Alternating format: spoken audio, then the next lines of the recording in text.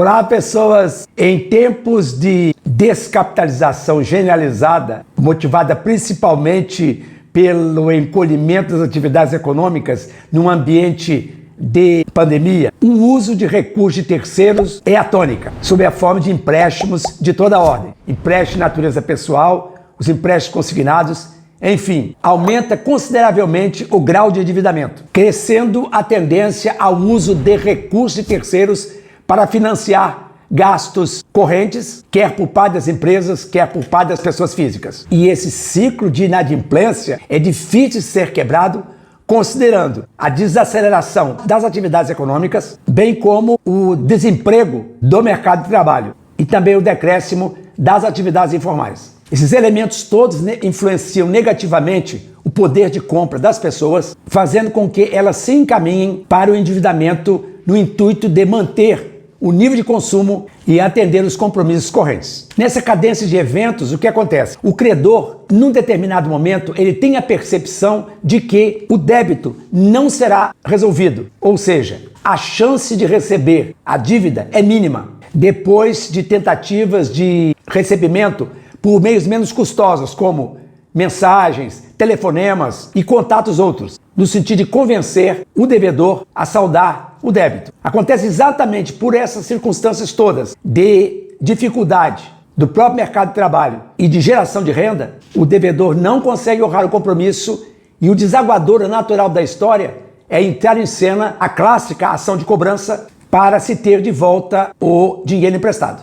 E nesse recurso judicial, quando o credor não conseguiu receber na fase de conciliação o montante devido, a ação então precisa passar para a chamada fase executória, que é quando ocorre exatamente o que é tratado neste soletrando de hoje, ou seja, a penhora em juízo de bens do devedor. Numa definição bem simples, a penhora é o ato judicial pelo qual o juiz apreende bens e direitos do devedor para garantir a obrigação numa ação de execução ou numa sentença. Então a penhora ocorre para que o credor possa ter meios de receber o que lhe é devido, tendo em conta que o devedor não efetuou o pagamento. E aí o problema que afeta os credores é a existência de bens que não podem ser penhorados pela justiça, sendo o assunto disciplinado pelo Código de Processo Civil, mais precisamente no seu artigo 833. Ou seja, a lei garante ao devedor a preservação do mínimo patrimonial necessário à preservação da vida digna, à preservação da sua dignidade. Como deflui do artigo 1º, inciso 3 da Constituição, vale dizer, o princípio fundamental da dignidade da pessoa humana que tem de ser por todos respeitado, não apenas pelo Estado, mas também pelos particulares. Então, para garantir a sobrevivência digna do devedor, o artigo 833 do CPC traz uma lista de bens que não podem ser arrolados em penhora para garantir débito em juízo. Entre esses bens que não podem ser penhorados pela justiça estão os salários, soldos, vencimentos, pensão, as remunerações, os proventos de aposentadoria, pecúlios, saldo do fundo de garantia por tempo de serviço, honorários de profissionais liberais e os ganhos de trabalhador autônomo. Também são empenhorados o seguro de vida, a pequena propriedade rural, os móveis e utilidades que guarnecem a residência do devedor, com exceção daqueles de luxo, como, por exemplo, tapeçaria, cristais, que podem ser sim penhorados, mesmo estando dentro da residência do devedor, porque ultrapassam as necessidades comuns necessárias à manutenção de um padrão médio de vida. Também não podem ser penhorados os elementos de vestuário, as roupas, salvo também aquelas de valor elevado. E a quantia depositada em cadeia de poupança até o limite de 40 salários mínimos. No entanto, é preciso atenção para algumas situações em que, mesmo a lei garantindo a impenhorabilidade, a justiça tende a elastecer o conceito e admitir a nomeação desses bens à penhora. Por exemplo, no caso de salário, a regra geral é a impenhorabilidade dos salários, dos soldos, dos proventos de aposentadoria No entanto, essa regra geral ela pode ser flexibilizada nos casos em que ficar demonstrado que a penhora não afeta a dignidade da pessoa. Assim, a depender do caso concreto, pode haver a penhora parcial do salário, pode haver a penhora parcial da aposentadoria, para justamente garantir o direito do credor de ter de volta o valor emprestado. E isso ocorre sobretudo quando esse salário e essa aposentadoria são de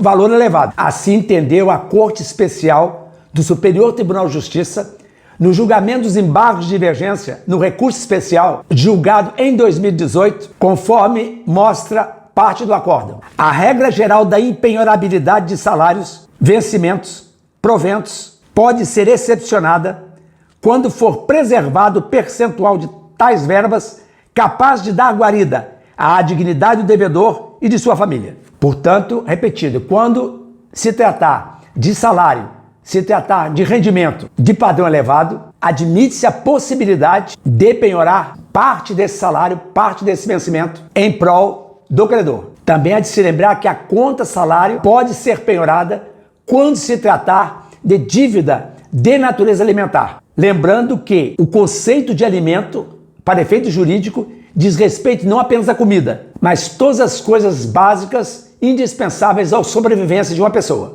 De outro lado, o percentual de 40% estabelecido para o caso da impenhorabilidade das quantias depositadas em caderneta de poupança, por interpretação judicial, essa impenhorabilidade pode ser estendida a outros tipos de aplicação financeira, como fundo de investimento, como dinheiro em espécie, conta corrente. Assim está no acórdão do recurso especial 1582-264 do Paraná, julgado em 2016, destacando a impenhorabilidade da quantia de até 40 salários mínimos poupada alcança não somente as aplicações em caderneta de poupança, mas também as mantidas em fundo de investimentos, em conta corrente ou guardados em papel moeda, ressalvado eventual abuso, má-fé ou fraude, a ser verificado de acordo com as circunstâncias do caso concreto. Também entre os bens que não podem ser penhorados pela Justiça está o chamado bem de família, que é o imóvel usado como residência pela entidade familiar e que integra o mínimo existencial, ainda que esse imóvel seja alugado a terceiro, revertendo-se